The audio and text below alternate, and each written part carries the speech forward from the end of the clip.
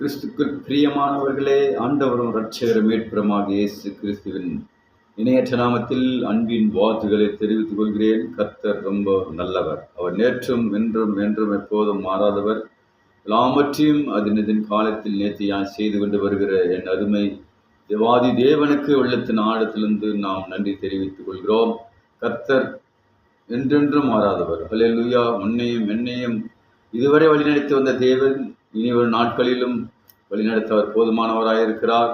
உலகமோ அநேக வித காரியத்தில் அழிவு நோக்கி போய்கொண்டிருக்கிற இந்த நாட்களிலே தேவாதி தேவன் உனக்கும் எனக்கும் சொல்கிற வார்த்தை, நாம் நம்முடைய வாழ்க்கையிலே நியமித்திருக்கிற ஓட்டத்திலே பொறுமையோடு கூட நாம் செல்லுவோமானால், அநேக விசுவாசத்தோடு கூட செல்லுவோமானால், நம்முடைய எல்லா காரியத்திலும் பாவமான எல்லா காரியத்தையும் விட்டு இதோ உண்மையாய் நம் உள்ளத்தின் ஆழத்திலே ஆண்டவரை ஏற்றுக்கொள்ளும் போது நம்முடைய வாழ்க்கையில எல்லாவற்றையும் நேர்த்தியாய் செய்வார். அல்லேலூயா.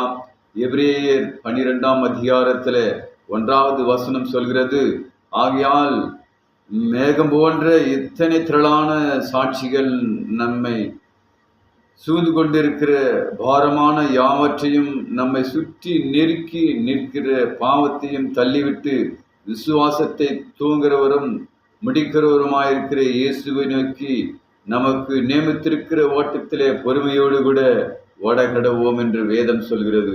நமக்கு என்ன காரியத்தை தேவன் வைத்திருக்கிறாரோ, நமக்கு என்ன திட்டத்தை தேவன் வைத்திருக்கிறாரோ, அதில் நாம் பொறுமையோடு கூட நாம் ஓடுவோமானால் நம்முடைய வாழ்க்கையில் தேவன் எல்லாவற்றையும் வெற்றி சிறக்க அவர் போதுமானவராயிருக்கிறார். நம்முடைய வாழ்க்கையில் எல்லா வித காரியத்திலும் நாம் பொறுமையோடு கூட ஓடுவோமானால் கர்த்தர் அதனதின் காலத்தில் அவர் நேர்த்தியாய் செய்ய அவர் போதுமானவராகிறார். எல்லாவற்றையும் தேவன் பார்த்து கொள்ளுவார். God bless you. கர்த்தர் உங்களை ஆசீர்வதிப்பாராக. ஆமேன், ஆமேன், ஆமேன்.